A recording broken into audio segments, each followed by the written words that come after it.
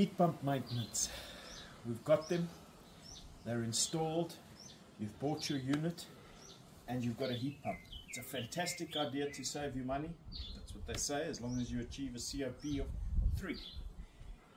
How do you achieve that? You have to make sure your maintenance is done. No maintenance, from day one your warranty is void. You've got a pump that's got a warranty, you've got an exchanger that's got a warranty, you've got various circulation bits that have got warranties. From day one, if you do not service your heat pump annually, your warranty is void. What does it cost to service and maintain a heat pump annually? To do it properly, anything from 1,200 to 1,500 Rand a year. And if you don't service it annually, you've got a problem. Sure, you can do it for cheaper all the time. You can always do it, anything for cheaper. But to do it properly, you're looking at a price of somewhere between 12 and 1,500 Rand.